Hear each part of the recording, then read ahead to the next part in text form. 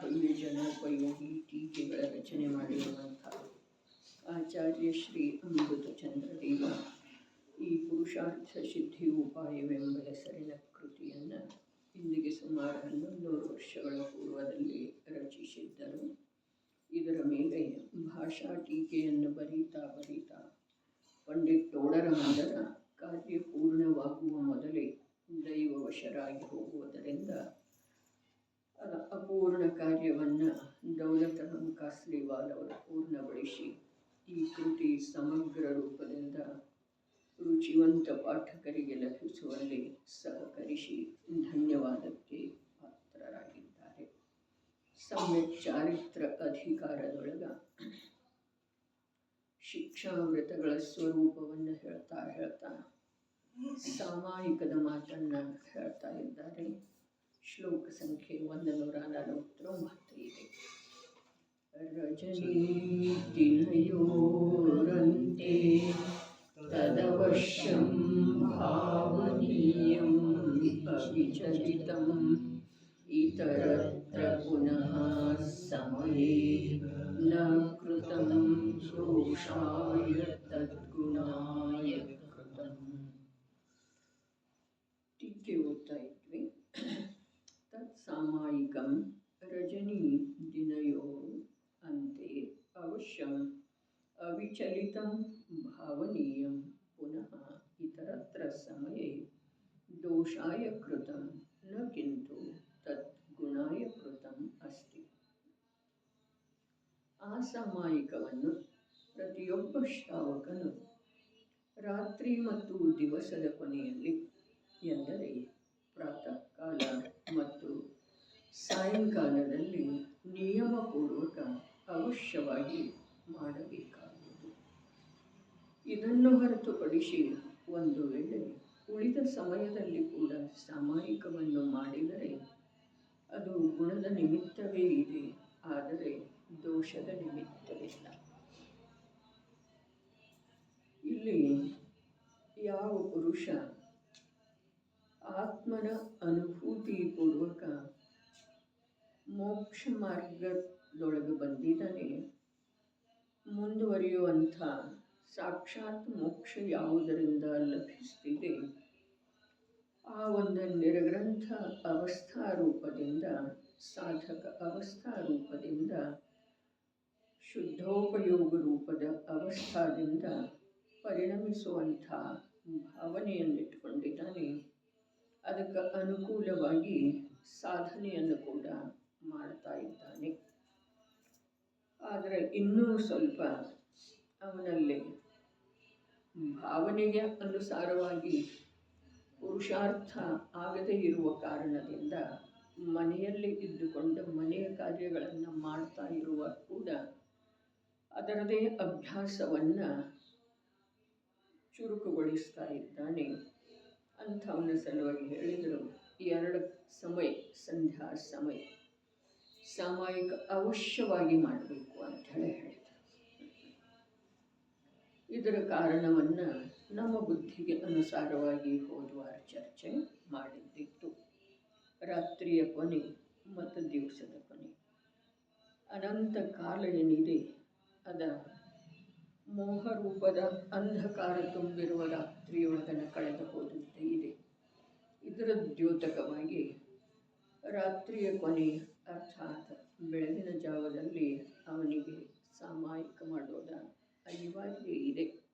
ಯಾವನೇ ಪುರುಷ ಕಲ್ಯಾಣದ ಅಭಿಲಾಷೆ ಇರುವಂಥ ಜೀವ ಆ ರಾತ್ರಿಯ ಸ್ವರೂಪವನ್ನು ತಿಳ್ಕೊಂಡ ಈ ಪ್ರಕಾರ ಆಂತರ್ಯದೊಳಗೆ ನಾನು ನನ್ನ ಸ್ವರೂಪವನ್ನು ಕಾಣದೆ ಸಮ್ಯಕ್ ಜ್ಞಾನ ರೂಪದ ಪ್ರಕಾಶದ ಅಭಾವದೊಳಗ ಅನಂತ ಕಾಲ ವ್ಯತೀತ ಮಾಡಿದ್ದೇನೆ ಅನ್ನೋದರ ಒಂದು ಎಚ್ಚರಪೂರ್ವಕ ಬೆಳಿಗ್ಗೆ ಆತ ಸಾಮಾಯಿಕ ಮಾಡೋದು ಪರಿಪಾಠ ಇದೆ.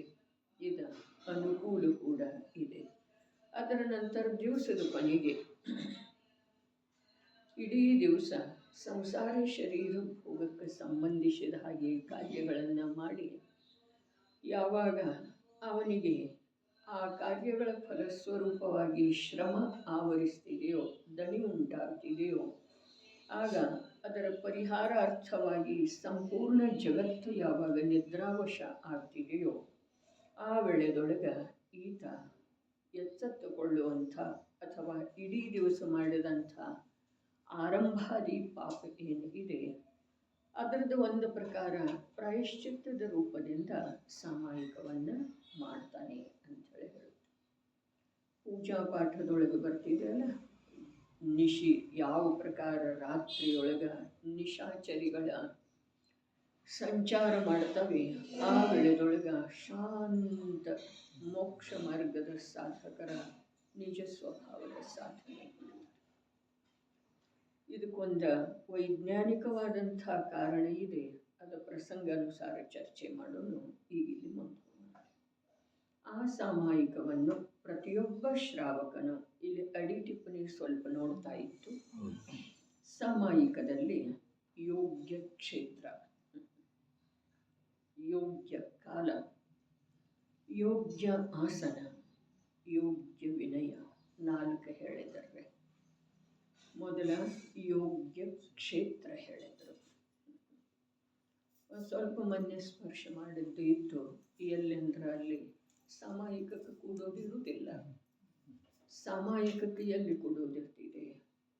ಸಾಮಾಯಿಕಕ್ಕೆ ಕೂಡುವ ಸ್ಥಳ ಹೀಗಿರ್ತಿದೆ, ಪಾಪಿ ಜನರ, ಅಸಂಯಮಿ ಜನರದ ಸಂಚಾರ ಎಲ್ಲಿ ಇರುವುದಿಲ್ಲವೋ,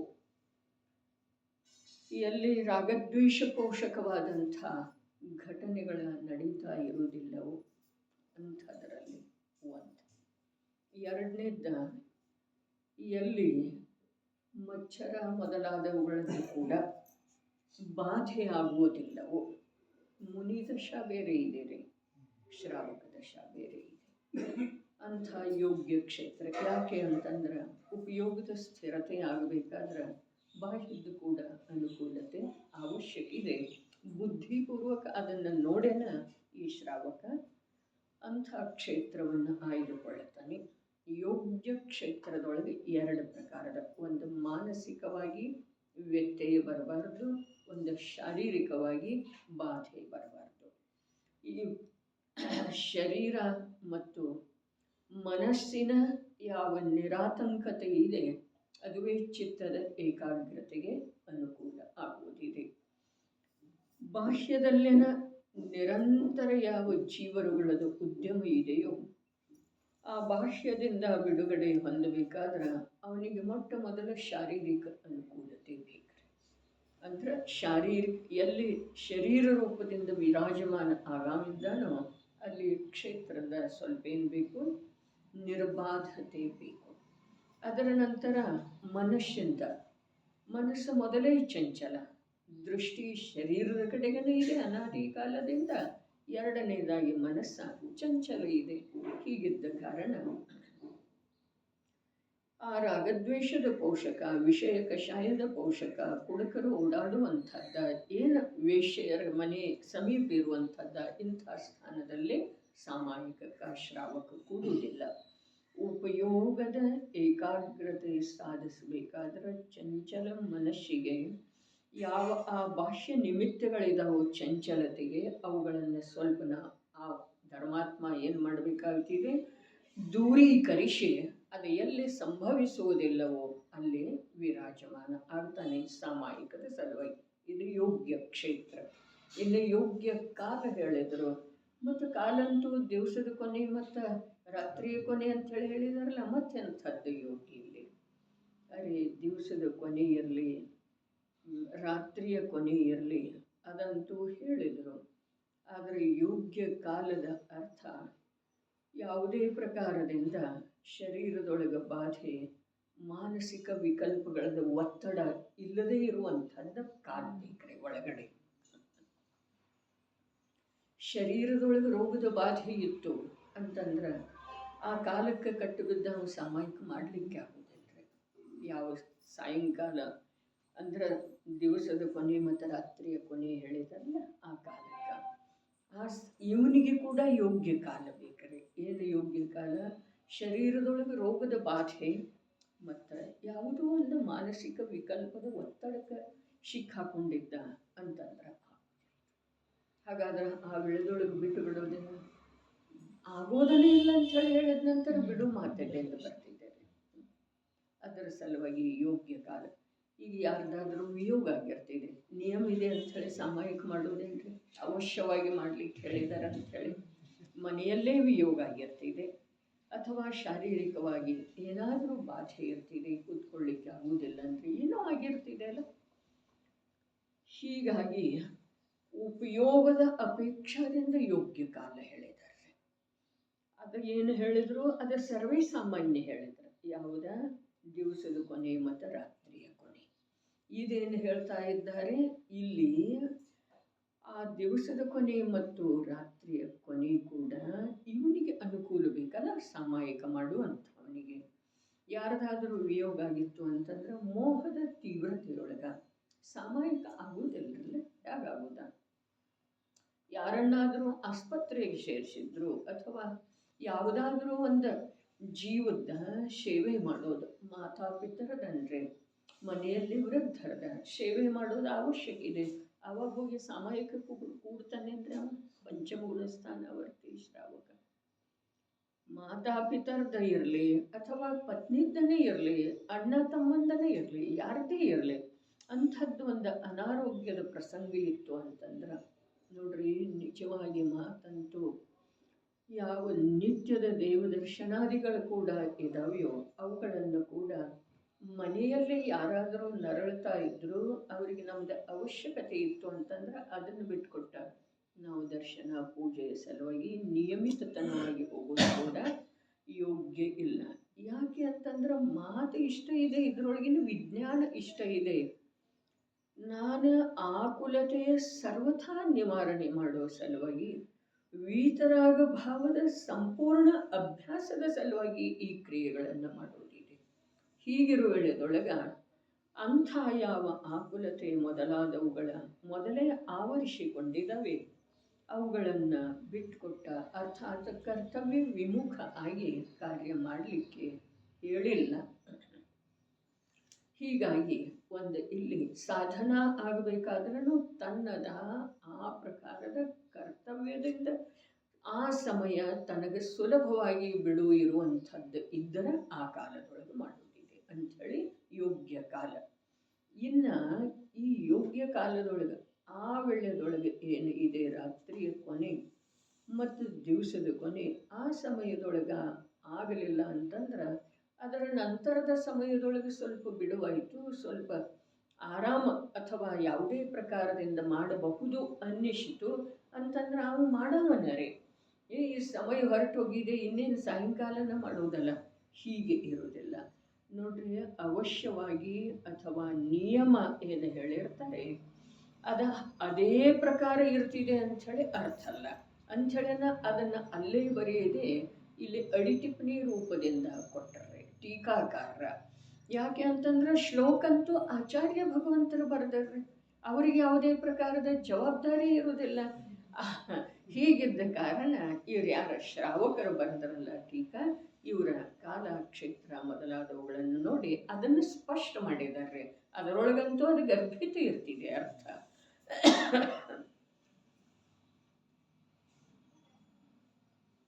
ಇನ್ನು ಬಂತು ನೋಡ್ರಿ ಯೋಗ್ಯ ಆಸನ. ಇದ್ರ ಬಗ್ಗೆ ಹೇಳೋದು ಬಹಳ ಕಠಿಣ ಇದೆ. ಅಲ್ಲಿ ನಾವು ಸಿದ್ಧವರ ಕೂಟಕ್ಕೆ ಹೋಗಿದ್ದೇವಲ್ಲ, ಸಾಯಂಕಾಲ ಕ್ರಮ ನಿಯಮಿತ ಪರ್ಯಾಯ ಪಠನ ಮಾಡ್ತಿದ್ದೇವಲ್ಲ, ಆ ವೇಳೆದೊಳಗೆ ಒಬ್ಬರು ಜಪ ಮಾಡ್ತಿರ್ತಾರೆ ನೋಡ್ರಿ. ಭಗವಂತನ ಎದುರಿ ಕುರ್ಚಿ ಹಾಕೊಂಡು ಕಾಲ ಮೇಲೆ ಕಾಲು ಹಾಕಿ ಜಪ ಮಾಡ್ತಿರ್ತಾರೆ. ಬರ್ತಿದೆಯಲ್ಲ ಅಂದರೆ ಇದು ಏನೇನು ನಡೆದದ್ದೇ ಇದೆ ಈಗ. ಹಾಗಾದರೆ ಈ ಮಾತ ಎಲ್ಲಿ ಹೇಳೋದಾ, ಹೇಗೆ ಹೇಳೋದಾ? ಎಷ್ಟೋ ಬಾರಿ ಬಂದದ್ದು ಇದೆ. ಸಮವಸರಣದೊಳಗೆ ಅವಾಗೂ ರೋಗಿಗಳ ನೋವಿದ್ದವರ ಇರ್ತಿದ್ರಲ್ಲ, ಕುರ್ಚಿ ಅಲ್ಲೇನು ಕುರ್ಚಿ ಅದ ಇರಲಿಲ್ಲ. ಅಲ್ಲಿ ಇರೋದನ್ನೇ ಇಲ್ಲಲ್ಲ, ಏನಿರೋದಿಲ್ಲ, ಶಾರೀರಿಕ ಬಾಧೆ ಇರೋದಿಲ್ಲ ಅಲ್ಲಿ ಹೋಗೋವ್ರಿಗೆ, ಮತ್ತು ಇಲ್ಲಿ ಬರೋವರಿಗೆ ಯಾಕೆ ಇರ್ತಿದೆ ರೀ? ಪಂಚಮ ಕಾಲ ಇದೆ, ಸಂವಹನ ಕಮ್ಮಿ ಇದೆ. ಇವೆಲ್ಲ ಆಗಮದೊಳಗೆ ಓದಿದ್ದೇವಲ್ಲ ನಾವು, ಆ ಕಾರಣ. ಧರ್ಮ ಭಾವನಾದೊಳಗೆ ಕೊರತಿದೆ ರೀ. ತಿಳಿತೇನೆ.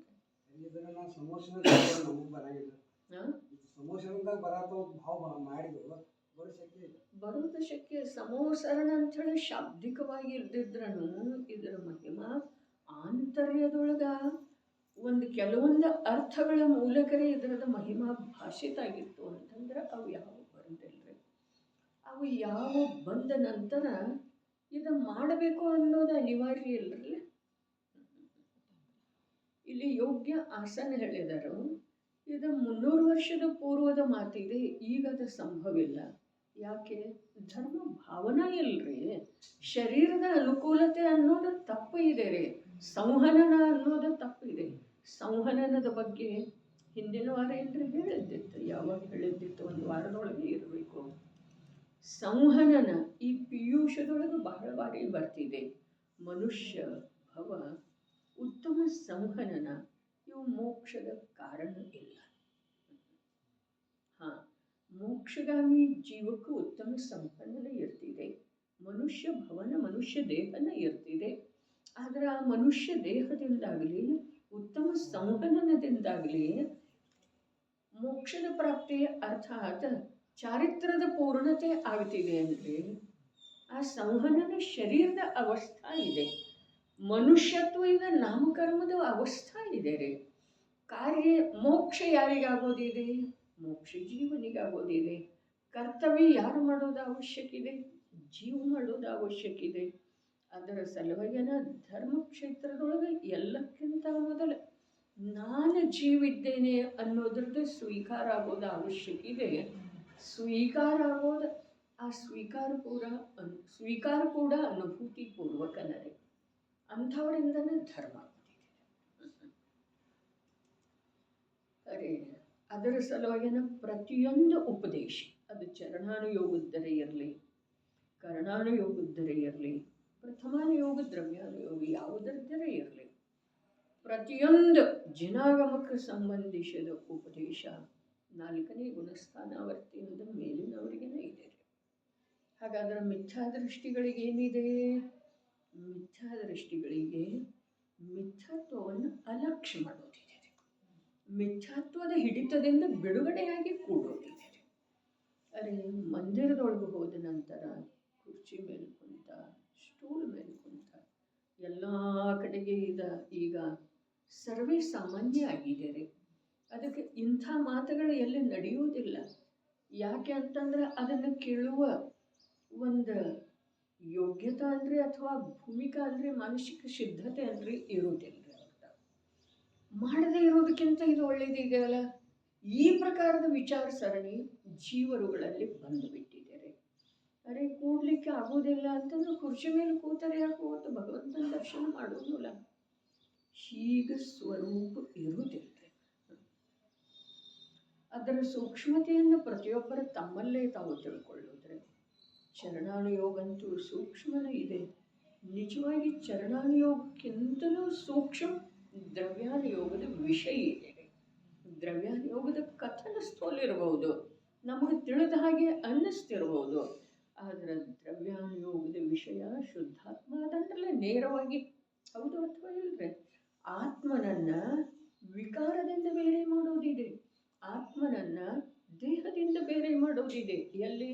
ದ್ರವ್ಯಾನುಯೋಗದೊಳಗೆ. ಮತ್ತು ಚರಣಾನುಯೋಗದೊಳಗೆ ಏನಿದೆ? ಆ ಬೇರೆ ಮಾಡಿರುವಂಥ ಆತ್ಮನಲ್ಲೇ ಉಪಯೋಗದ ಸ್ಥಿರತೆಯನ್ನು ಸಾಧಿಸುವಂಥ ಪ್ರಯತ್ನ ಮಾಡೋದಿದೆ.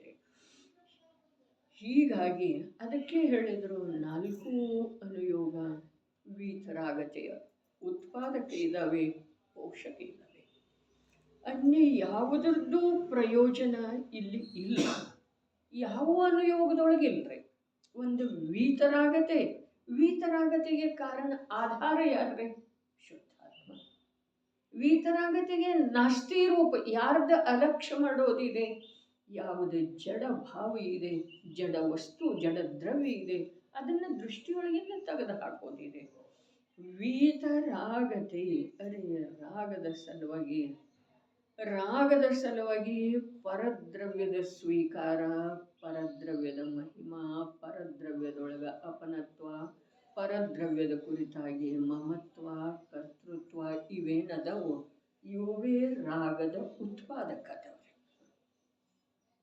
ಎಲ್ಲಿ ಪರದ್ರವ್ಯದಿಂದ ಭಿನ್ನ, ಸರ್ವಥಾ ಭಿನ್ನ ಅರೂಪಿ ಚಿನ್ಮಾತ್ರ ಶುದ್ಧ ಆತ್ಮತತ್ವದ ಅನುಭೂತಿ ಪೂರ್ವಕ ಅಥವಾ ಕ್ಷಯೋಕ್ಷಮ ಜ್ಞಾನದೊಳಗೆ ಪೂರ್ಣ ರೂಪದಿಂದ ಸ್ವೀಕಾರ ಆಗಿದೆ, ಅಲ್ಲಿ ರಾಗದ್ವೇಷ ಇರೋದನ್ನ ಇಲ್ರಿ.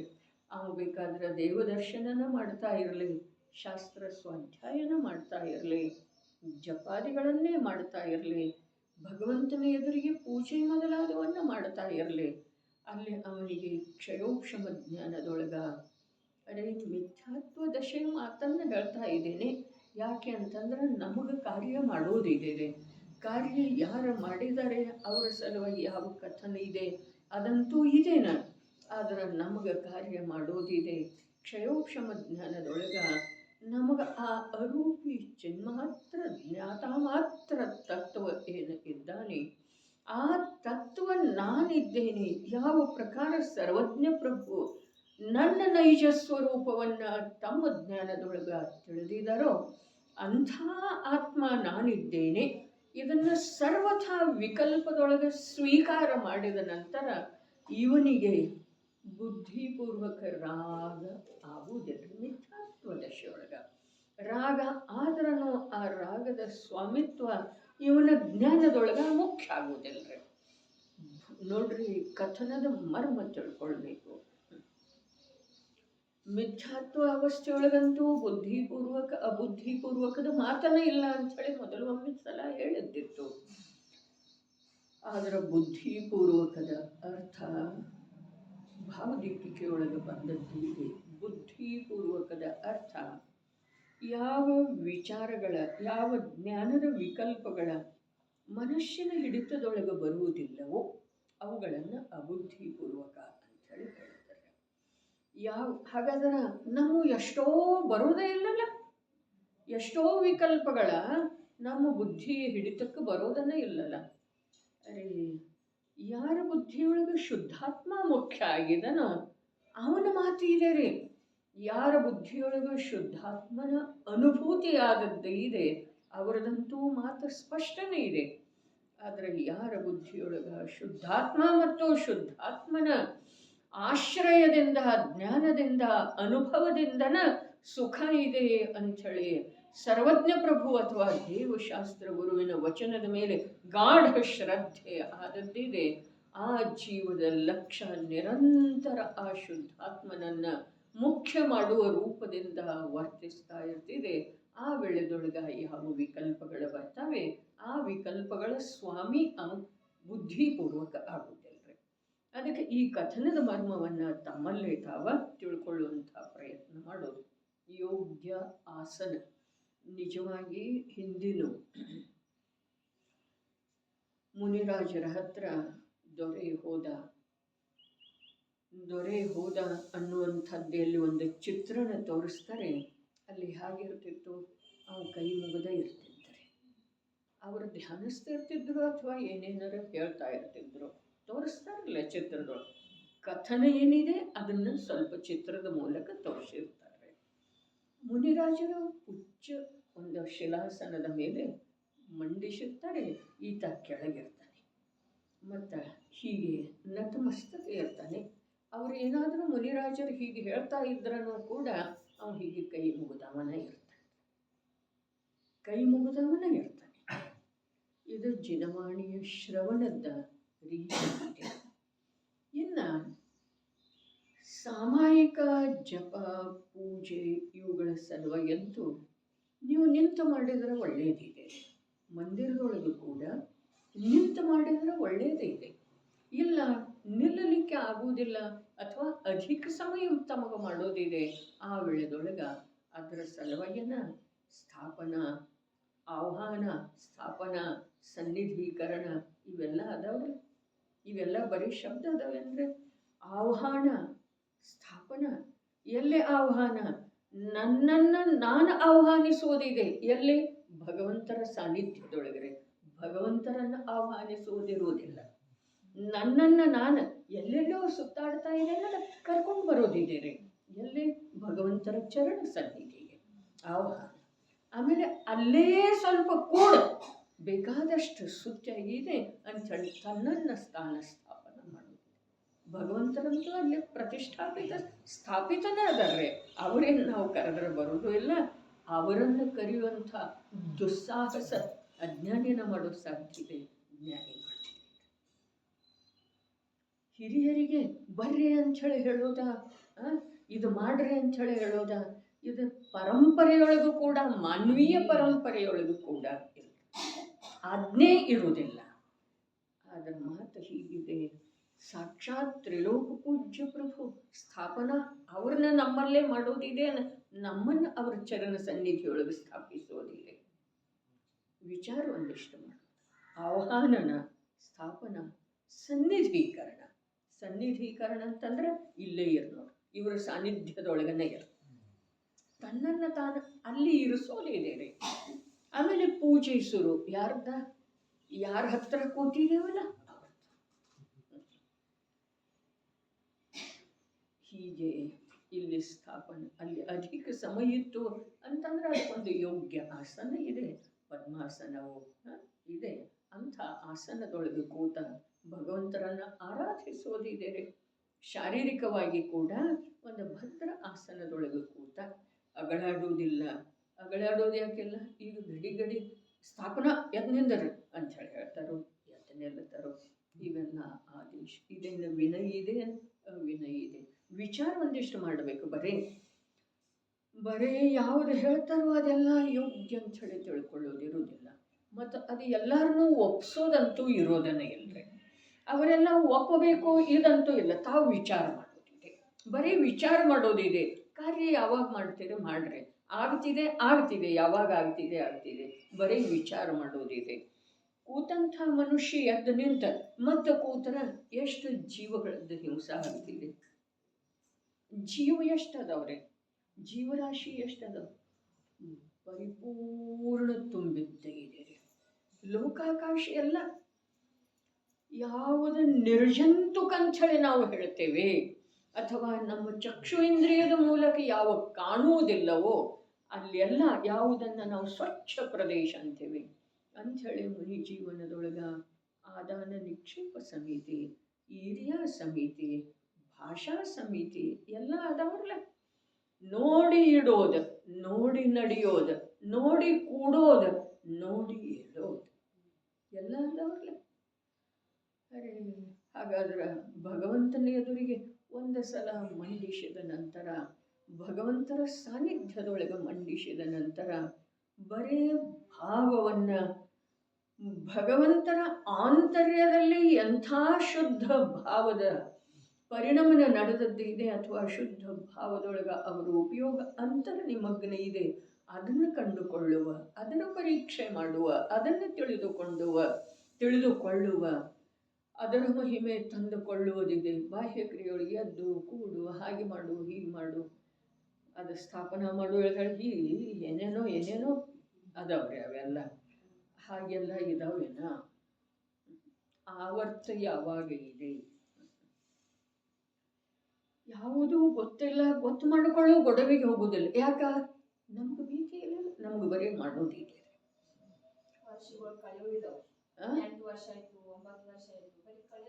ಕಳೆದನ್ನೆಲ್ಲ ಹೋದಲ್ಲ. ದಶಲಕ್ಷಣ ಆಯಿತು, ಷೋಡಶ ಭಾವನೆ ಆಯಿತು. ಅಲ್ಲೇನು ಹೇಳಿದ್ರು ಸಮಯದ ಅಭಾವದೊಳಗೆ ಸಂಕ್ಷಿಪ್ತ ಹೇಳ್ತಾರೆ, ಓಡ್ತಾರೆ. ಅರೆ ನಿನಗೆ ಸಮಯದ ಅಭಾವ ಇತ್ತಂದ್ರೆ ಬಂದಿರೋದೇ ಅಂತಕ ಅಷ್ಟಕ್ಕೂ ಇಡೀ ಜೀವನ ಆ ಪಾಪದ ಕಾರ್ಯದ ಸಲುವಾಗಿದೆ. ಅಲ್ಲಿಂದ ನಿವೃತ್ತಾಗಿ ಬಂದಿರುವಳು. ಅರೆ ಜಪ ಕೂಡ ಎಷ್ಟು ಜಲ್ದಿ ಮಾಡ್ತಾರೆ, ಏನು ನನಗೆ ಅರ್ಥನ ಆಗುವುದಿಲ್ಲ. ಧರ್ಮದ ಹೆಸರಿನ ಮೇಲೆ ಜೀವ ಪಾಪ ಎಷ್ಟು ಮಾಡ್ತಿದೆ. ಧರ್ಮ ಕಾರ್ಯ ಮಾಡಬೇಕು ಅನ್ನೋದು ನಿಯಮ ಇಲ್ರಿ, ಮಾಡಲೇಬೇಕು ಅಂಥೇಳಿ ಯಾರೂ ನಮ್ಮ ತಲೆ ಮೇಲೆ ಒತ್ತಡ ಹೇರಿಲ್ಲ. ಅದರ ವಿಪರೀತ ಮಾಡಿದ್ರೆ ಅದರ ಫಲ ವಿಪರೀತ ಇದೆ. ಇಷ್ಟು ಮಾತ್ರ ಹೆಚ್ಚಿಗೆ ಹೇಳಿದ್ದಾರೆ. ಆದರೆ ನಾವು ನೋಡುವುದಿಲ್ಲ. ಬರೀ ಬೇಕಾದೇಕಿ ಅವರೇನು ಮಾಡ್ರು ಇವರೇನು ಮಾಡ್ರು ಹಾಗೇನು ಮಾಡೋದ ಸಮೂಹದೊಳಗೆ. ಅದರ ಸಲುವಾಗಿ ಮಾತು ಹೀಗಿದೆ, ಅಪ್ಪಣ್ಣವರ ಸಮೂಹದೊಳಗೆ ಸ್ವಾಧ್ಯಾಯನೂ ಆಗುವುದಿಲ್ಲ, ಸಮೂಹದೊಳಗೆ ಪೂಜೆನೂ ಆಗುವುದಿಲ್ಲ. ಈಗ ಯಾವುದೋ ಒಂದು ಪೂಜೆಯ ಪಾಠ ಅಕ್ಷತಾದ ಅರ್ಪಣೆ ಮಾಡುವ ವೇಳೆದೊಳಗೆ ಒಂದು ಯಾವುದು ಪಾಠ ರಚನೆ ಮಾಡಿದ್ದೇ ಇದೆ, ಅದೇ ಅಂದರೆ ಅದೇ ಅಲ್ಲ, ಯಾವುದೋ ಒಂದು ನಮ್ಮದು ಭಾವ ಅಲ್ಲಿ ಉತ್ಕಟ ಆಯಿತು, ಮಹಿಮಾ ಬಂತು ಅಂತಂದ್ರೆ, ಸಾಮೂಹಿಕ ಇತ್ತು ಅಂತಂದ್ರೆ ಅದು ಅಲ್ಲೇ ಉಳಿತು, ಕುಂದಿ ಹೋಯ್ತು, ನಾವು ಮುಂದೆ ಹೋಗ್ಬೇಕಾಗ್ತಿದೆ. ಒಬ್ಬರೇ ಇದ್ದೇವೆ ಅಂತಂದ್ರೆ ಆ ಭಾವದೊಳಗೆ ಮತ್ತೊಂದು ಸ್ವಲ್ಪ ನಿಲ್ಲಬಹುದು, ಅದೇ ಪಾಠವನ್ನು ಮತ್ತೊಮ್ಮೆ ಓದಬಹುದು. ಇವೆಲ್ಲ ಆಗ್ತಾವೆ ಯಾರ ಕಲ್ಯಾಣದ ಅಭಿಲಾಷೆ ಇದೆಯೋ, ಯಾರಿಗೆ ಭಾವದಿಂದ ಧರ್ಮ ಇದೆ, ಭಾವದ ಸುಧಾರಣೆಯೊಳಗ ಜೀವನಿಗೆ ಧರ್ಮ ಮಾರ್ಗ ಸಿಕ್ಕೋದು ಸಾಧ್ಯ ಇದೆ, ಇದರದ ಪರಿಚಯ ಯಾರಿಗಿದೆಯೋ ಅವರು ಮಾಡೋ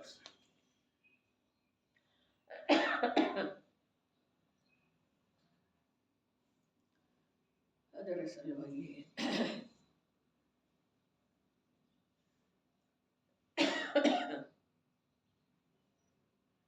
ಯಾವ ಪ್ರಕಾರದ ಆಗಮದ ಸಂಕೇತ ಇದೆಯೋ, ಏನಿದೆ, ಸಮ್ಯಕ್ ದರ್ಶನದ ಅಭಾವದೊಳಗೆ ಮಾಡುವಂಥ ಯಾವ ಕಾರ್ಯ ಸುಖಕ ಅಥವಾ ಕರ್ಮ ನಿರ್ಜರಿಗೆ ಕಾರಣ ಆಗುವುದಿಲ್ಲ.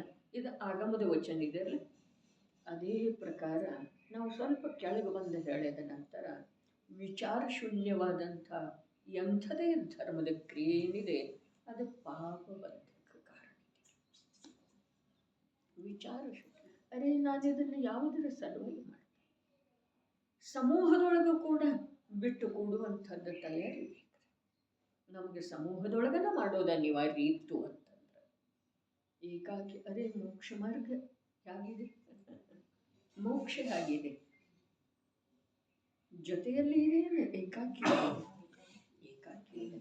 ಹಾಗಾದರೆ ಧರ್ಮದ ಸಾಧನೆಗೆ ಕೂಡ ಪ್ರಥಮ ಭೂಮಿಕೆಯೊಳಗೆ ಬೇಕ್ರಿ. ಏನು ಬೇಕು, ಒಂದು ಸ್ವಲ್ಪ ನಮ್ಮ ಉಪಯೋಗ ಚಂಚಲ ಆಗಬಾರ್ದು ಅಂಥೇಳಿ ಅಂಥವ್ರದ ಅಥವಾ ಅದರಲ್ಲಿ ಪಳಗಿದವ್ರದ ಸ್ವಲ್ಪ ಏನು ಬೇಕು, ಜೊತೆ ಬೇಕು.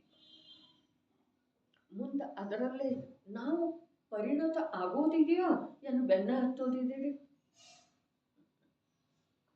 ಅರೆ ಮಾರ್ಗದ ನಿರ್ಮಾಣ, ಮಾರ್ಗ ಹೀಗೆ ಕಾಣಿತ್ತು ನನಗೆ ಬಸ್ತಿಂದ ಬರೋ ವೇಳೆದೊಳಗೆ. ನಿಮ್ಗೇನು ತಿಳಿತೈತಿ ಏನಾಗ್ತೈತಿ ಅದು ನನ್ನ ಬುಚ್ತನ ಅಂದರೆ ಇರ್ಬೋದು. ಮಾರ್ಗ ಹೀಗೆ ಕಾಣಿಸ್ತು, ಹೀಗೆ ಮುಂದೆ ನನಗೆ ಎಷ್ಟು ಬೇಕು ಅಷ್ಟಿದೆ, ಹಿಂದೆ ನೋಡಿದರೆ ಇಲ್ಲ.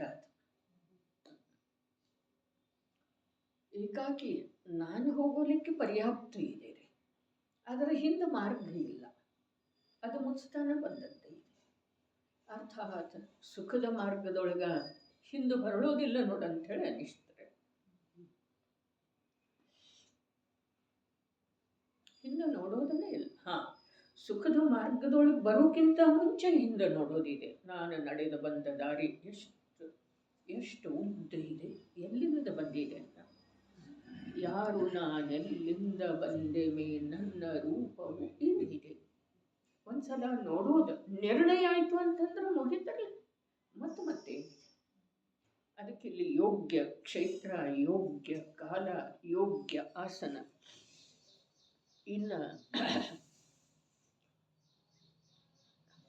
ಇವು ಈ ಕ್ಷೇತ್ರ ಕಾಲದ ಬಗ್ಗೆ ನಾವೇನು ಯಾತ್ರಾ ಮಾಡ್ತೇವೆ ಅಥವಾ ನಾವೇನು ಪರ್ವತಿಥಿ ಮೊದಲಾದ ಕಾಲಗಳಲ್ಲಿ ಧರ್ಮದ ಆಚರಣೆ ಮಾಡ್ತೇವೆ, ಅಲ್ಲಿ ಕೂಡ ನಮ್ಮಲ್ಲಿ ವಿಶೇಷ ರುಚಿ ಅಥವಾ ಆತ್ಮನ ಮಹಿಮೆ ಬರೋದ ಅವಶ್ಯಕ ಇದೆ ನೋಡ್ರಿ. ಇದಕ್ಕಿಂತ ಹೆಚ್ಚಿಗೆ ಹೇಳಲಿಕ್ಕೆ ನನಗೆ ಮನಸ್ಸು. ಯೋಗ್ಯ ಆಸನ, ಯೋಗ್ಯ ವಿನಯ. ಕಾಲು ಮಡಚುವುದಿಲ್ಲ ಅಂಥೇಳಿ ಕಾಲು ಉದ್ದು ಮಾಡಿ ಕೂತು ಜಪ ಮಾಡಲಿಕ್ಕೆ ಬಂದಿಲ್ಲ. ಮಲ್ಕೊಂಡು ಮಾಡ್ಲಿಕ್ಕೆ ಹೇಳಿದಾರೆ, ಕೂಡ್ಲಿಕ್ಕೆ ಆಗಲಿಲ್ಲ ಅಂತಂದ್ರೆ ನೋಡ್ರಿ. ಜನಾಗಮದೊಳಗೆ ಶಾದ್ವಾದ ರೂಪದ ಕಥನ ಇದೆ. ಅಪವಿತ್ರೋ ಪವಿತ್ರೋ ವಾ ದುಸ್ಥಿತೋ ಸುಸ್ಥಿತೋ ವಾ ಧ್ಯಾಯಾತ್ ಪಂಚ ನಮಸ್ಕಾರಂ ಸರ್ವ ಪಾಪೈ ಪ್ರಮುಚ್ಯತೆ ಹೇಳಿದರು. ಅಪವಿತ್ರ ಇರಲಿ ಪವಿತ್ರ ಇರಲಿ, ಸರ್ವಾವಸ್ಥಾಂಗತೋಪ್ಯವ. ಮುಂದೇನು ಶಬ್ದ ಇದೆ? ಧ್ಯಾಯೇತ್ ಪಂಚ ನಮಸ್ಕಾರ. ಧ್ಯಾನಿಸುವ ಮಾತಿದೆ. ಧ್ಯಾನಿಸುವ ಮಾತು ಇದರೊಳಗೆ ಒಂದು ಮಾತಂತೂ ಹೀಗಿದೆ: ಪಂಚಪರಮೇಷ್ಠಿಗಳನ್ನು ಧ್ಯಾನದೊಳಗೆ ತಂದುಕೊಳ್ಳುವ ಸಲುವಾಗಿ ಶರೀರದ ಯಾವುದೇ ಅವಸ್ಥಾ ವಿಶೇಷ, ಬಾಹ್ಯದ ಯಾವುದೇ ಕ್ಷೇತ್ರ ವಿಶೇಷ, ಕಾಲ ವಿಶೇಷ, ಅಲ್ಲಿ ಬಾಧೆ ಅಥವಾ ಅಲ್ಲಿ ಯಾವುದೇ ಪ್ರಕಾರದಿಂದ ಅವುಗಳದ್ದು ಬೆಲೆ ಇಲ್ಲ, ಗಣಿಸಬೇಕಾಗಿಲ್ಲ. ಆದ್ರೆ ಎಲ್ಲಿ ನಮ್ಮಲ್ಲಿ ಭೇದ ಜ್ಞಾನನೇ ಇಲ್ಲ, ಆತ್ಮನ ಅನುಭೂತಿನೇ ಇಲ್ಲ, ಸರ್ವಜ್ಞ ಮೊದಲಾದ ಪರಮಾತ್ಮರ ನಿರ್ಣಯನೇ ಇಲ್ಲ, ಅಲ್ಲಿ ನಾವು ಹೀಗೆ ಅಂದರೆ ಮಾಡ್ತೇವೆ ಅಂತಂದ್ರೆ ಅದ.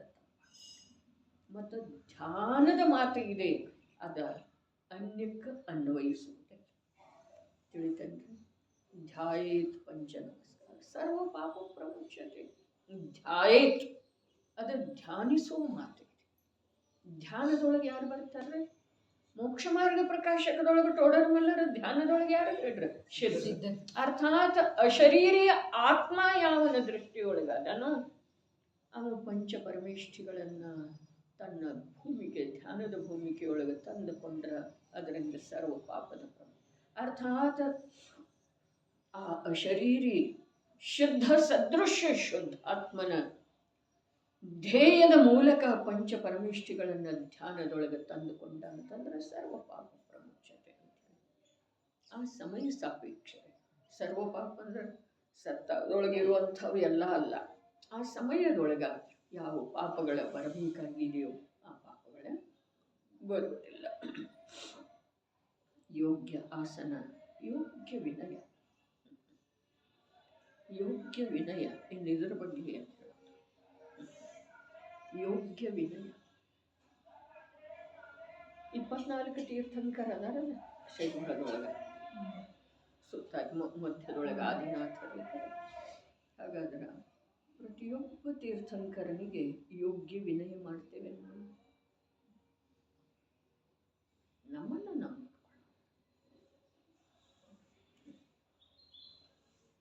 ಸಂವೇದಗಿರಿಯೊಳಗಂತೂ ನೀವು ಹೇಳಿದ್ರಲ್ಲ, ಅದೇನು ಮಾತು ಮರೆಯೋದಿಲ್ಲ.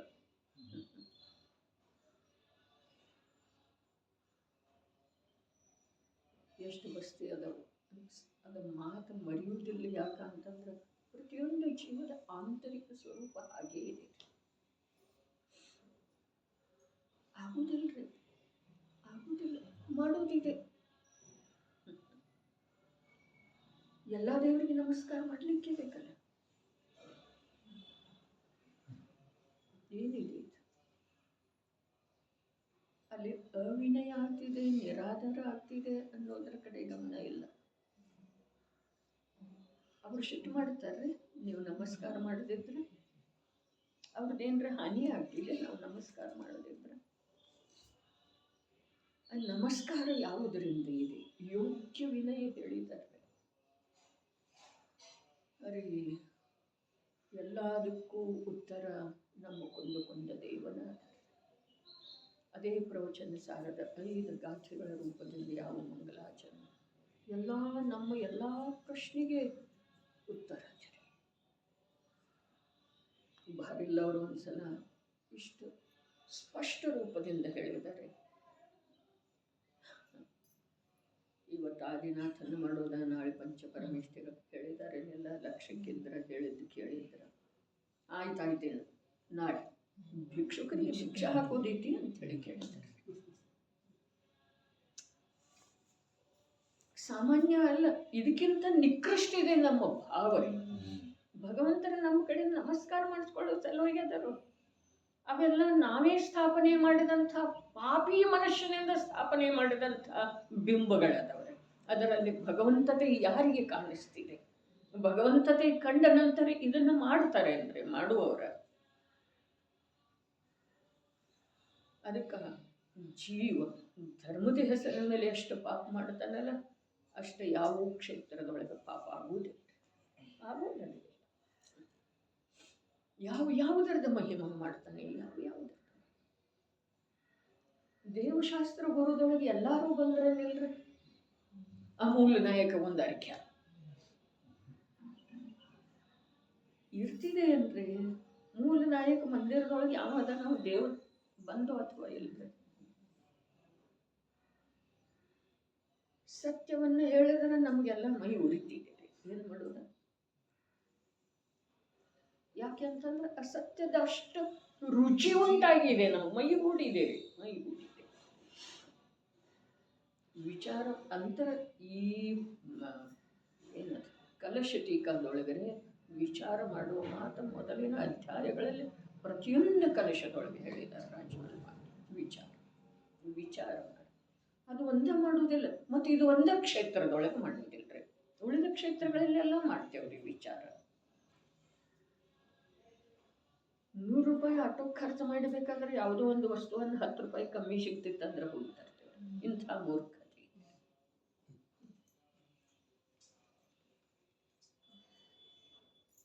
ಅಜ್ಞಾನದೊಳಗೆ ನಮ್ಗೆ ಜ್ಞಾನದ ಮಹಿಮಾ ಇದೆ ರೀ. ಹೀಗಾದ ನಂತರ ಇಲ್ಲಿ ಅದೇ ನಡೆಯೋದಲ್ಲ. ಇದಂತೂ ಧರ್ಮಂತೂ ಏನಿದೆ, ಯಾತರ ಸಲುವಾಗಿ ಮಾಡ್ತಾ ಇದ್ದೇನೆ, ಅದರ ಫಲ ಏನಿದೆ, ಇಷ್ಟು ಕೂಡ ವಿಚಾರ ಮಾಡಲಿಕ್ಕೆ ನಮ್ಮ ಹತ್ರ ಅವಕಾಶ ಇಲ್ಲ. ಇದೆಯನ್ನ ನೋಡ್ಕೊಳ್ಳೋದು ಹೇಗಂದ್ರೆ ಹಾಗೆ ಮಾಡೋದು ಅಂದ್ರೆ ಒಂದೇ, ಏನ ಯೋಗ್ಯ ವಿನಯ. ಮುಗಿತಾರೆ. ಮುಂದೆ ಹೇಳ್ತಾರೆ ಮನಸ್ಸಿನ ಶುದ್ಧಿ, ವಚನದ ಶುದ್ಧಿ. ವಚನದ ಶುದ್ಧಿ ಅಂತ, ಮನಸ್ಸಿನ ಶುದ್ಧಿ ಅಂತಂದ್ರೆ ಏನ, ಯಾವುದೇ ಪ್ರಕಾರ ಸಂಸಾರಕ್ಕೆ ಸಂಬಂಧಿಸಿದ, ಭವಕ್ಕೆ ಸಂಬಂಧಿಸಿದ ಭಾವ ಸಾಮಾಯಿಕ ಮಾಡುವ ವೇಳೆದೊಳಗೆ ಇದು ಕೂಡುದು. ಭವಕ್ಕೆ ಸಂಬಂಧಿಸಿದ ಯಾವುದೇ ಪ್ರಕಾರ, ಇಲ್ಲಿ ಸಂಯೋಗಕ್ಕೆ ಸಂಬಂಧಿಸಿದ ಅವು ಯಾವ್ಯಾವ ಅನ್ನೋದ ಬಹಳ ವಿಸ್ತೃತ ಇದೆ ರೀ. ಅವು ಯಾವ ಭಾವ ಇರ್ಕೊಡ್ತು. ಸ್ವಲ್ಪ ಹೆಚ್ಚನ ಭಕ್ತಿ ಬರ್ತಿದೆ ಅಲ್ಲ, ಏನಾದರೂ ವಿಶೇಷ ಇತ್ತು ಅಂತಂದ್ರೆ ಏನ ಅನ್ನೋ ತಾವು ನೋಡ್ಕೊಳ್ಳೋದು. ಹಾಗಾದ್ರೆ ಅದು ಭಗವಂತನ ಭಕ್ತಿ ಇದೆ ಅನ್ನೋ ನನ್ನ ಕಾರ್ಯ ಸಾಧನೆಯ ಭಕ್ತಿ ಇದೆ. ಸ್ವಲ್ಪ ಜಾಸ್ತಿನ ಬರ್ತಿದೆ ಅಲ್ಲ. ಅನಾರೋಗ್ಯದ ವೇಳೆದೊಳಗ ಏನು ಎಲ್ಲ ನೋಡ್ಕೊಳ್ಳುತ್ತೆ. ಕೇಸ್ ಇದೆ, ಕೋರ್ಟ್ ಒಳಗೆ ನಿಕಾಲ ಇದೆ, ಆ ವೇಳೆದೊಳಗೆ ಸ್ವಲ್ಪ ಜಾಸ್ತಿನ ಭಕ್ತಿ ಬರ್ತಿದೆ ಅಲ್ಲ. ಸ್ವಲ್ಪ ಜಾಸ್ತಿನ ವಿಶೇಷತೆ ಅನ್ನಿಸ್ತಿದೆ. ದಿನ ಬಸ್ತಿಗೆ ಹೋಗ್ತೇವೆ. ಹಾಗಾದ್ರೆ ಅದು ಭಗವಂತನ ಭಕ್ತಿ ಇದೆ ಅನ್ನೋ ಕಾರ್ಯ ಸಾಧನೆಯ ಭಕ್ತಿ ಇದೆ. ನಮ್ಮ ಸಂಸಾರ ಕಾರ್ಯ ಸಾಧನೆ ಅದಕ್ಕೇನು ಬೋರ್ಡ್ ಹಾಕೊಂಡಿದ್ದೀರಲ್ಲ, ಐತೆ ಐತೆ. ಸೂಕ್ಷ್ಮ ಭಗವಂತ ಧರ್ಮ. ಸ್ವಲ್ಪ ಜಾಸ್ತಿನೂ ಬರ್ತಿದೆ. ಏನಾದರೂ ಮನೆಯಲ್ಲಿ ಅನಾನುಕೂಲತೆ ಆಗಿತ್ತು, ಬರ್ತಿದೆ ಅನ್ನಲ್ರಿ ಬಾಲಚಂದ್ರಬಾಯಿ, ತಾನಾಗೆ ಬರ್ತಿದೆ. ಯಾಕೆ ಬರ್ತಿದೆ? ಅದನ್ನೇ ಮಿಥ್ಯಾತ್ವ ಅನ್ನೋದ್ರೆ, ಅದನ್ನೇ ದೇವನ ಪರಿಚಯ ಇಲ್ಲ ಅನ್ನೋದ್ರೆ, ಅದನ್ನೇ ಹೇಳಿದ್ರೆ ದೇವನ ಯಥಾರ್ಥ ದೇವನ ಪರಿಚಯ ಮಾಡ್ಕೊ ಅಂತ ಹೇಳಿ ಸ್ವಲ್ಪ ವಿಶೇಷನ ಬರ್ತಿದೆ. ಅದು ನನ್ನ ಕಾರ್ಯದ ಸಾಧಕ. ನಮ್ಮ ಭಕ್ತಿ ಅದರದ್ದು ಇದೆ ರೀ. ಮಗನ ಹುಟ್ಟುಹಬ್ಬ ದಿವಸ ಮಗನಿಗೆ ಹೆಣ್ಣು ನೋಡ್ಲಿಕ್ಕೆ ಹೋಗೋ ದಿವಸ ಏನೋ ಒಂದು ವಿಶೇಷ, ನಮಗೆ ಗೊತ್ತಿರೋದಿಲ್ಲ. ಅದು ಅಭಿಪ್ರಾಯದೊಳಗೆ ಇರ್ತಿದೆ. ಅದು ಏನೋ ವಿಶೇಷ. ಏನು ವಿಶೇಷ ಅನ್ನೋದು ನಮ್ಮ ಹಿಡಿತಕ್ಕೆ ಬರುವುದಿಲ್ಲ. ಅದರ ವಿಶೇಷತೆ ಅನ್ನೋದು ಮಾತ್ರ ಹಿಡಿತಕ್ಕೆ ಬರ್ತಿದೆ. ಏನ ಅನ್ನೋದು ಬರುವುದಿಲ್ಲ. ನೋಡ್ಕೊಳ್ಳೋದ್ರೆ ಹಿಂದಿನ ಒಂದು ಸ್ವಲ್ಪ ಅವಲೋಕನೆ ಮಾಡ್ಕೊಳ್ಳೋದು. ಯಾತ್ರೆಗೆ ಹೋಗೋದಿದೆ, ಸ್ವಲ್ಪ ವಿಶೇಷ ಸುರಳಿತ ಆಗಲಿ, ಅದು ಬುದ್ಧಿಪೂರ್ವಕ ಇಲ್ಲ, ಏನೋ ಒಟ್ಟು ವಿಶೇಷ. ಅದು ಭಗವಂತನ ಭಕ್ತಿ ಅಲ್ಲವೇ ಅಲ್ಲ.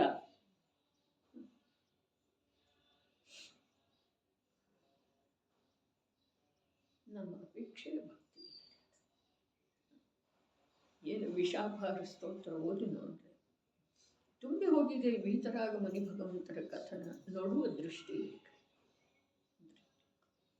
ಯೋಗ್ಯ ವಿನಯ, ಮನಸ್ಸಿನ ಶುದ್ಧಿ. ಮನಸ್ಸಿನ ಶುದ್ಧಿ ಹಿಂದೂ ಹೇಳಿದ್ದಿತ್ತು. ಈ ಮನೆಯಲ್ಲಿ ಯಾರ್ದಾದ್ರೂ ವಿಯೋಗ ಆಯಿತು ಅಂತಂದ್ರೆ ಬಸ್ತಿಗೆ ಯಾಕೆ ಹೋಗೋದಿಲ್ಲ? ಮನುಷ್ಯನೊಳಗೆಲ್ಲ ಬರೀ ಇದೇ ಬರ್ತಿರ್ತಿದೆ ಅಲ್ಲ.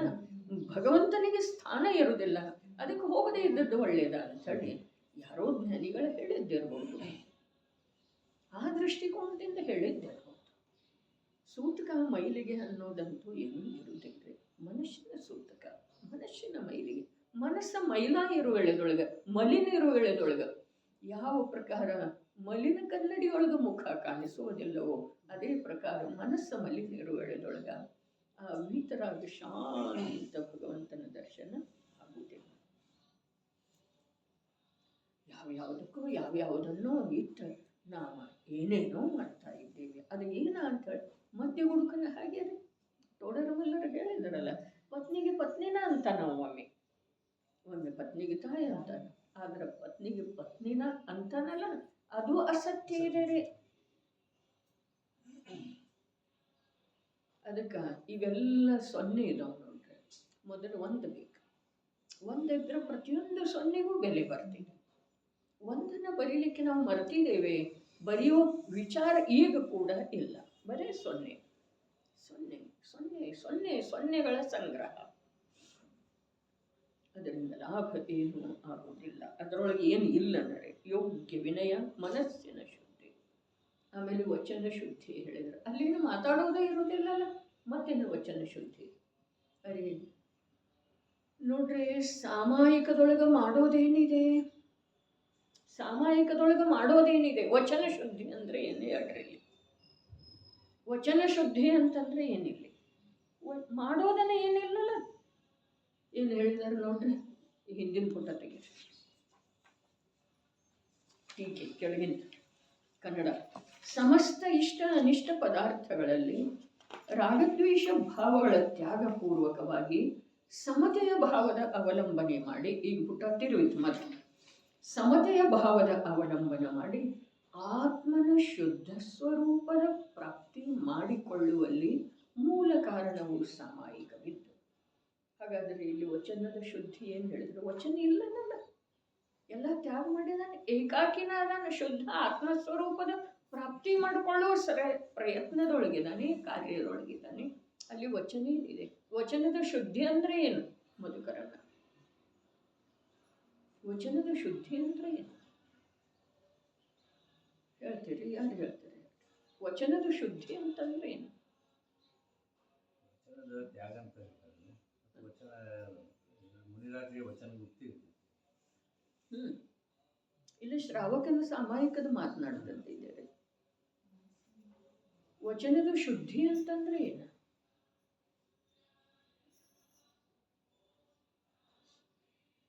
ಸಾಮಾಯಿಕ ಅಂತಂದ್ರೆ ನಮೋಕಾರ ಮಂತ್ರ ಅನ್ನೋದು ಇರುವುದಿಲ್ಲ. ಸಾಮಾಯಿಕ ಅಂತಂದ್ರೆ ಅಮಿತಗತಿ ಆಚಾರ್ಯರು ಬರೆದಿರುವಂಥ ಪಾಠ ಅನ್ನೋದಿರುವುದಿಲ್ಲ.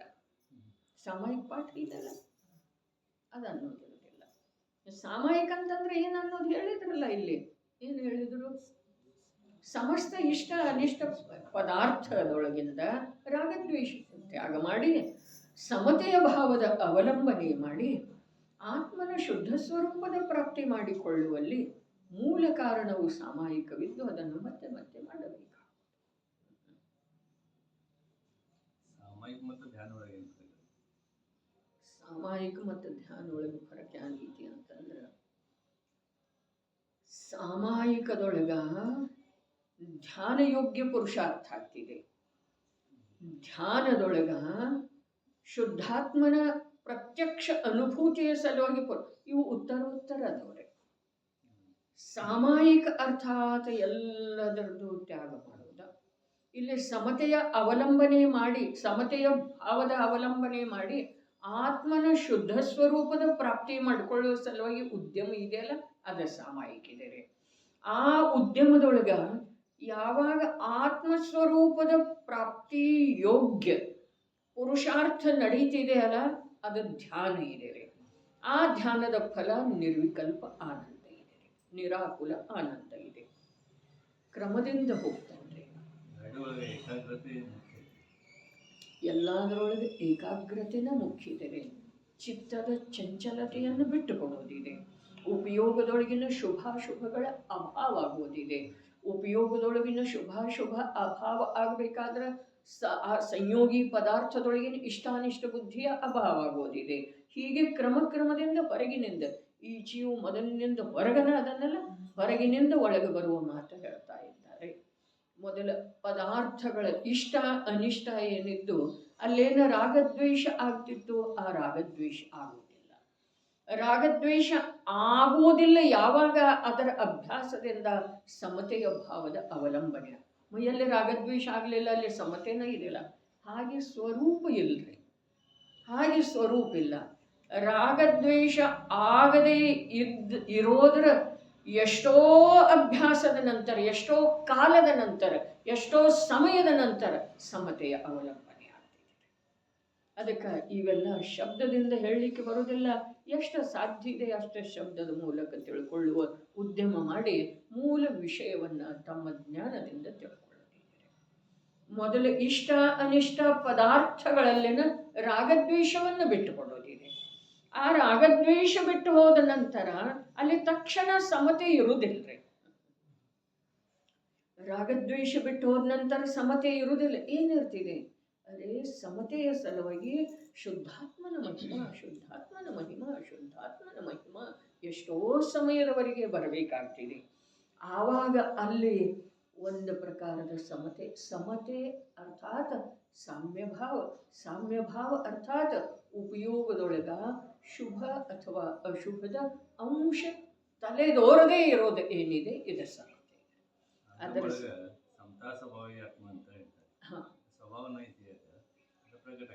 ನೋಡ್ರಿ, ವಿವಕ್ಷಾ ಕಥನೆ ಇರ್ತಿದೆ, ಸಮತಾ ಸ್ವಭಾವನೇ ಇದೆ. ಅದರ ಸ್ವಭಾವದ ಮಹಿಮೆ ಮೊದಲು ಬರ್ತಿದೆ, ಎಷ್ಟೋ ಸಮಯದವರೆಗೆ ಬರ್ತಿದೆ. ಅರೆ ರಾಗದ್ವೇಷದ ಕಾರಣ ಯಾವ ಇಷ್ಟ ಅನಿಷ್ಟ ಪದಾರ್ಥದವೋ ಅವುಗಳ ಮೊದಲ ದೃಷ್ಟಿಯೊಳಗಿಂದ ಅಭಾವ ಆಗ್ತಾವ್ರಿ, ಅಭಾವ ಆಗ್ತಾವು. ಅಂದ್ರನ ರಾಗದ್ವೇಷದ ಅಭಾವ ಮುಂದೆ ಅವುಗಳ ಲಕ್ಷ್ಯ ಬಿಡ್ತಿದೆ, ಅವುಗಳ ಮಹಿಮಾ ಬಿಡ್ತಿದೆ. ಆವಾಗ ರಾಗದ್ವೇಷದ ಅಭಾವ, ರಾಗದ್ವೇಷಗಳ ತ್ಯಾಗ ಆಗ್ತಿದೆ. ರಾಗದ್ವೇಷಗಳ ತ್ಯಾಗ ಆದ ನಂತರ ಸಮತೆಯ ಅವಲಂಬನೆ ಆಗಬೇಕಾದ್ರೆ ಆ ರಾಗದ್ವೇಷದ ತ್ಯಾಗ ಮಾಡುವ ಉದ್ದೇಶ ಏನಿದೆಯಲ್ಲ ಆ ಜ್ಞಾತ ಸ್ವರೂಪದ ಮಹಿಮಾ ಮಹಿಮಾ ಮಹಿಮಾ ಉತ್ತರೋತ್ತರೇ. ಮಹಿಮಾ ಅಂದ್ರೆ ಒಂದು ಸಮಯದೊಳಗೆ ಆಗೋದಿಲ್ಲ, ಅದು ಉತ್ತರೋತ್ತರ ಆ ಮಹಿಮೆ ಅಧಿಕ ಅಧಿಕ ಅಧಿಕ ಆಗಿ ಆ ಮಹಿಮೆನೇ ಲೋಕದೊಳಗ ಅಥವಾ ಇವನ ಜ್ಞಾನದೊಳಗ ಅಥವಾ ಇವನ ಸರ್ವ ಪ್ರದೇಶದೊಳಗ ಅಥವಾ ಇವನ ಸರ್ವ ಸಾಮರ್ಥ್ಯದೊಳಗ ಅದುವೇ ಏಕಾಕಿ ಬೃಹದಾಕಾರ ಆಗ್ತಿದೆಯಲ್ಲ, ಆವಾಗ ಇವನ ರಾಗದ್ವೇಷದ ಉತ್ಪತ್ತಿಯ ಯಾನ ಇತ್ತಲ ಅಂಶ ಅದರ ಅಭಾವಾಗಿ ಅಲ್ಲಿ ಸಮತಾ ಸ್ವಭಾವದ ಸ್ವೀಕಾರ. ಹೀಗ ಇವೆಲ್ಲ ಅಭ್ಯಾಸದ ಕ್ರಮದಿಂದ ತಕ್ಷಣ ಇದರ ನಂತರ ಇದು, ಇದರ ನಂತರ ಇದು ಹಾಗೆ ಆಗುವುದಿಲ್ಲ. ಯಾವ ಪ್ರಕಾರ ಏಕೇಂದ್ರಿಯದಿಂದ ಜೀವ ನೇರವಾಗಿ ದ್ವೀಂದ್ರಿಯಕ್ಕೆ ಬರ್ತಾನೆ, ದ್ವೀಂದ್ರಿಯದಿಂದ ತ್ರೀಂದ್ರಿಯಕ್ಕನ ಬರ್ತಾನೆ, ಹೀಗೆ ಮಾತು ಇಲ್ಲಲ್ಲ, ಹಾಗೇ ಇದೆ ಅದು ಎಷ್ಟೋ ಕಾಲ. ಅದರ ಸಲುವಾಗಿನ ನಾವು ಪುನಃ ಲಕ್ಷ್ಯದೊಳಗೆ ತಗೊಳ್ಳೋದು ಅವಶ್ಯಕ ಇದೆ. ಎಷ್ಟೋ ಬಾರಿ ಮನುಷ್ಯ ಆದ ನಂತರ ಒಮ್ಮೆ ಜೈನ ಕೊಡ ಶಕ್ತಿ, ಎಷ್ಟೋ ಬಾರಿ ಮನುಷ್ಯ ಆಗಬೇಕಾಗ್ತದೆ, ಎಷ್ಟೋ ಬಾರಿ. ಮತ್ತು ಇರುವ 8 ಭಾವನ ಮನುಷ್ಯ ಭಾವ ಹೌದಿಲ್ಲ? ಎಷ್ಟದವು? 24 ಅದಾವ್ರಿ, 48 ಅದಾವು. ಪುರುಷ ಪರ್ಯಾಯ 48ದಾಗ 24 ಅಪರ್ಯಾಪ್ತ ಹೋದವ್ರಿ. ಇನ್ನು ಆ ಪರ್ಯಾಪ್ತ ಅಪರ್ಯಾಪ್ತ ಅಂತಂದ್ರೆ ಏನು? ಅಪರ್ಯಾಪ್ತ ಅಂತಂದ್ರೆ ಮತ್ತೊಂದು ಬುದ್ಧಿಯೊಳಗೆ ತಂದುಕೊಳ್ಳೋನು. ಅಪರ್ಯಾಪ್ತ ಅಂತಂದ್ರೆ ಏನು?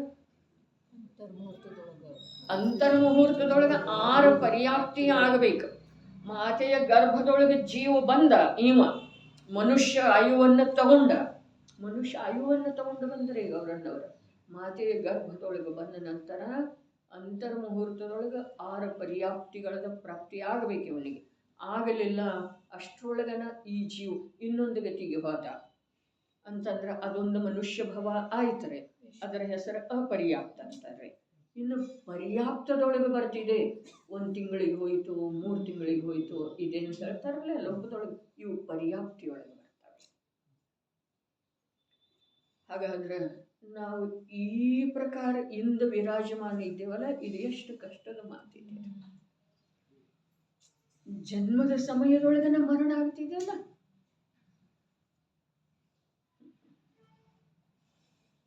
ಅಂಥವೆಲ್ಲ ಪರ್ಯಾಪ್ತರೇ.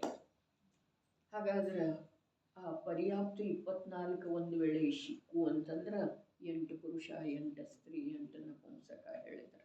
ಆದ್ರೆ ಅವೆಲ್ಲ 2 ತಿಂಗಳಿಗೆ ಹೋಗ್ಬೋದು, ಜನ್ಮದ ಸಮಯಕ್ಕೆ ಹೋಗ್ಬೋದು, ಹುಟ್ಟಿದ ಮೇಲೆ ಭೂಮಿ ಮೇಲೆ ಬಂದ ಮೇಲೆ 2 ತಿಂಗಳಿಗೆ ಹೋಗ್ಬೋದು. ನಿಜವಾಗಿ ನಾವೇನು ಏನದ ವರ್ಷವರ್ಧಂತಿ ಆಚರಣೆ ಮಾಡ್ತೇವಲ್ಲ, ಅದು ವರ್ಷ ಅಲ್ರಿ, ಪೋಣಿದೊಂದು ವರ್ಷ ಇದೆ ರೀ. ಮಾತೆಯ ಗರ್ಭದೊಳಗೆ ಬಂದ ಸಮಯದಿಂದ ಆಯು ಶುರುವಾಯ್ತು. ಅದು ಅಂತರ್ಮುಖದೊಳಗೆ ಮನುಷ್ಯ ಆಯು 1 ವರ್ಷ ನಾವು ಯಾವಾಗ ಇಡ್ತೇವೋ ಈ ಭೂಮಿಗೆ ಬಂದ ಮೇಲೆ, ಅದಕ್ಕಿಂತ ಮೊದಲು 1 ವರ್ಷ ಕಳೆದಂದ್ರೆ ಅವನ ಆಯು. ಹಾಗಾದ್ರೆ ಇವೆಲ್ಲ ಏನದವು, ಇವೆಲ್ಲ ಪರ್ಯಾಪ್ತ ಅದವ್ರಿ. ಯಾವಾಗ ಯಾವ್ಯಾವ ಹೋಗಿದ್ದಾನೆ ಯಾರಿಗೆ ಗೊತ್ತರಿ. ಇಷ್ಟು ಮುಗಿದು ಅಂತಂದ್ರೆ 2000 ಸಾಗರ ಮುಗಿತವಂದ. ಅವನ್ ಏಕೇಂದ್ರಿಯಕ್ಕೆ ಹೋಗೋದು, ನಿಗೋದಕ್ಕೆ ಹೋಗೋದು, ಅದಕ್ಕೆ ಇತರ ನಿಗೋದ ಅಂತಾರೆ. ಅದು ಪರ್ಯಾಪ್ತ ನೋಡ್ರಿ. ಅದ್ರ ಜೀವ ನೋಡ್ರಿ, ಭ್ರೂಣ ಹತ್ಯೆ ಆಯಿತು. ಅಪ್ಪಾಜಿರ ರಮೇಶ್ ಅನ್ನಾಗ ಹೇಳಿದ್ರು, ಹೋಗಂತೂ ಬೇಕು, ಮಕ್ಕಳು ಬೇಡ, ಆಪರೇಷನ್ ಮಾಡೋದಂತಂದ್ರೆ ಎಷ್ಟು ಪಾಪದ ಕೆಲಸ ಇದೆ. ಮಜಾ ಮಾಡ್ತೇವೆ ನಾವು, ಮಜಾ ಮಾಡೋ ಸಲುವಾಗಿ ಮದುವೆ ಮಾಡ್ಕೊಂಡಿದ್ದೀರಿ. ಇವೆಲ್ಲ ಧರ್ಮಕ್ಕಲ್ಲ, ಮನುಷ್ಯ ಕುಲಕ್ಕೆ ಕಲಂಕದವ್ರೆ. ತಿಳಿಯೋದಿಲ್ಲ ಜೀವಕ್ಕೆ. ಅದನ್ನೇ ವಿಜ್ಞಾನ ಅಂತೇವೆ, ಅದನ್ನೇ ಏನಂತೇವೆ, ಬುದ್ಧಿವಂತಿಕೆ ಅಂತೇವೆ. ಭೋಗಬೇಕು ಮತ್ತು ಭೋಗದ ಫಲ ಅದನ್ನು ಬರೋ ಸಾಮರ್ಥ್ಯ ಇಲ್ಲ ನಿಮ್ಗೆ. ಮತ್ತು ಅದರ ನಿರ್ಮಾಣದ ಸಲುವಾಗಿ ಯೋಗ್ಯ ಎಲ್ಲ ನಾವು ಸಿದ್ಧತೆ ಮಾಡಿಕೊಳ್ತೇವೆ ಅನ್ನೋದು, ಇದೆಲ್ಲ ಏನಿದೆ ರೀ, ಎಷ್ಟು ಬುದ್ಧಿವಂತಿಕೆ, ವಿಪರೀತತೆ ಇದೆ ರೀ, ಎಷ್ಟು ವಿಪರೀತತೆ. ಇದರದೆಲ್ಲ ಚರ್ಚೆ ಮಾಡೋದು ನಿಜವಾಗಿನ ಬಹಳ ಹೀನ ನಿಕೃಷ್ಟತೆ ಇದೆ. ಚರ್ಚೆ ಮಾಡೋದು, ಕಾರ್ಯ ಮಾಡೋದಂತೂ ಅದರ ಫಲ ಏನಿದೆ ಅನ್ನೋದು ಕೇವಲ ಭಗವಂತರೇ ಬಲ್ಲರು. ಮನಸ್ಸಿನ ಶುದ್ಧಿ, ವಚನ ಶುದ್ಧಿ ಸಮಯ ಆಗಿದೆ. ಮುಂದಿನ ಸರಿ